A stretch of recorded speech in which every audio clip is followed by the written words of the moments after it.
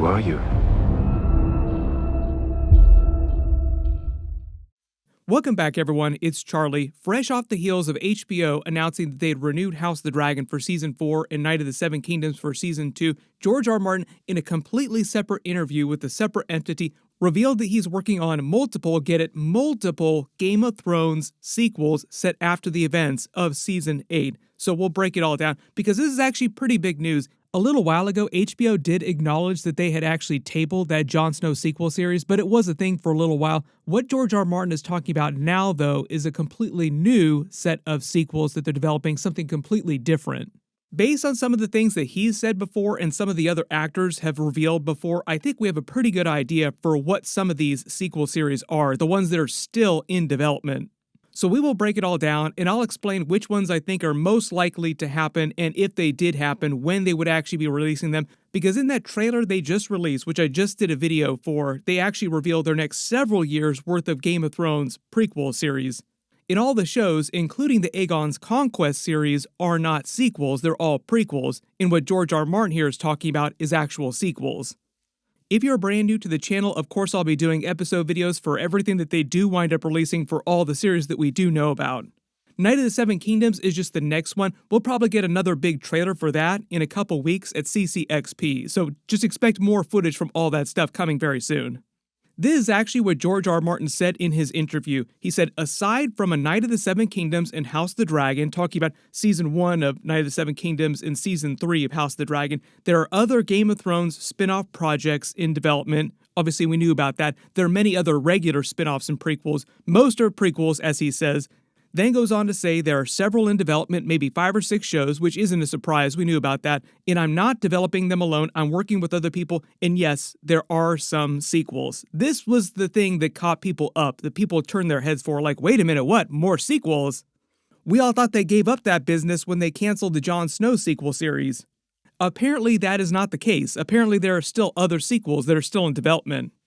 And if you don't remember, a little while ago he revealed in a separate blog post last year that he had been quietly developing a Game of Thrones project with Maisie Williams. His new interview seemingly confirms our theories that it was for an Arya sequel series. That was the mystery project that he didn't want to reveal.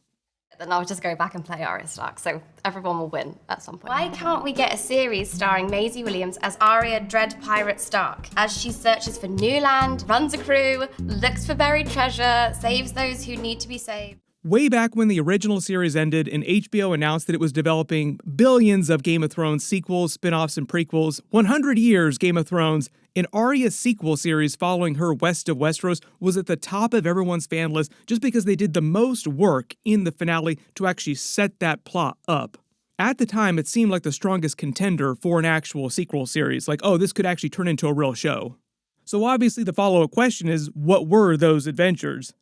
My assumption based on the way the Game of Thrones Season 8 ended, the way they explained this, is that King Bran here sponsored Arya's trip. Basically, House Stark now taking over the Seven Kingdoms, because technically even though Bran is the Three-Eyed Raven, he is still a Stark, so House Stark sits on the Iron Throne. House Stark sponsoring your sequel series. Speaking of which, many thanks to Warby Parker for sponsoring this video. Normally, I don't wear my glasses in videos. I think my James Gunn interview video recently was like the only time in the last couple of years that I probably worn glasses in an actual video. I've never really been super happy with the ones that I've been wearing, and I only started having to wear them several years ago, so it's a relatively new thing for me just in real life. Finding a style I like and then actually buying them through my eye doctor seemed like they cost a small mortgage just to get eyeglasses and get prescription sunglasses so that I could actually drive around and see where I was going. Then I found out about Warby Parker from my friends that have actually been wearing glasses for a long time and learned how much money I could save just by going through them even without leaving my house. They've got the survey on their website. You fill in your preferences. They can offer suggestions on different styles. They even have an app that lets you try on new frames virtually. You can use your vision insurance to pay for them. Going through them for me worked out to about half or less the cost of getting frames through my regular eye doctor, so it really did save a ton of money going through them. And I did not have to leave my house. They even have a program where they donate a pair of glasses to someone in need for every pair that someone buys, so just by going through them and saving yourself a ton of money, you can also help somebody else. The Try It Home kit is totally free. I'll put a QR code up here on screen so you can actually check that out, and a link down in the description below that you can click on. So be sure to try it out, save yourself a ton of money, and get a really cool pair of glasses or sunglasses. I did ask them about some Clark Kent hypno glasses, but they weren't able to do anything about that. They said they're still working on that one. But the thing that makes the Arya sequel series more legitimate is just because of the promise of all this untold story. Nobody in George R. Martin's canon that he has written so far has made it to the Western continent and returned alive to tell everyone what's happened. That's why the Maesters don't have a much more detailed breakdown of what is on that Western continent.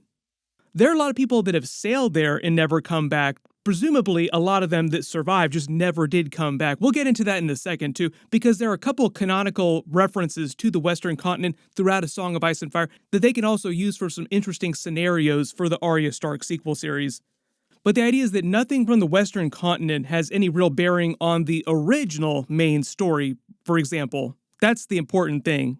There's no real chance of any of her future story ruining or somehow diminishing the original story. And unlike the problem you run into with prequels, like we have right now with House of the Dragon, because Arya would be a totally new story, none of the book readers or people who watch the original show would have any idea of what's going on. The original series wouldn't potentially spoil any of her future story. The actual place where Arya is sailing during Game of Thrones Season 8 ending here is she's departing from Blackwater Bay at King's Landing, but her ship is sailing around the southern edge of Westeros and then due west through the Sunset Sea to the Western continent. That's this area here, the entire Sunset Sea on the edge of Westeros. What's west of Westeros? No one knows. It's where all the maps stop. Within the original Song of Ice and Fire novels, there are rumors from sailors, the Ironborn, that the northern part of this Sunset Sea is filled with krakens, leviathans, and sea dragons. They briefly got into this in the earlier seasons of Game of Thrones during Season 3 when Daenerys' dragons had grown a little larger and basically started going fishing in the Eastern Sea, diving below the waves. So if you wondered, regular dragons can dive below the water at least briefly. It is totally possible that there is a subspecies of dragon that rose up at some point in history and started living entirely in the water, like some offshoot of regular dragons. There's all kinds of references to krakens and leviathans from different sailors across history in the novels. George R. Martin is always kind of ambiguous about the way he makes it seem like you never know if they're just old sailors, tall tales, trying to scare people, passing into legend, or if they're legit. Within the Ironborn lore of the books, the Seastone Chair, the throne that they use as the high seat of House Greyjoy since Aegon's conquest, was actually created by the people from the Western continent where Arya is sailing. And there's a big connection to Arya and Jon Snow's historical family in House Stark. During the books, Bran Stark tells the story of Brandon the Shipwright to Meera and Jojen Reed. He was one of the ancient Stark kings of winter before Aegon's conquest, who sailed west of Westeros with a fleet of ships just like Arya is doing right now, but he was never heard from again. His son Brandon the Burner was named so because he burned the shipyards after his father, the king, didn't come home in grief. But that doesn't mean that Brandon the Shipwright actually died. He was just never seen from again by anyone from Westeros. Those of you now also asking like the follow-up question, was he just another version of Bran Stark warging into someone from the distant past trying to find out what was west of Westeros? We actually started seeing this question in Game of Thrones Season 6 of the original show after he became the Three-Eyed Raven and accidentally turned Hodor into Hodor when he started controlling him from the past, from the present, connecting past and future Hodor briefly, scrambling his brains.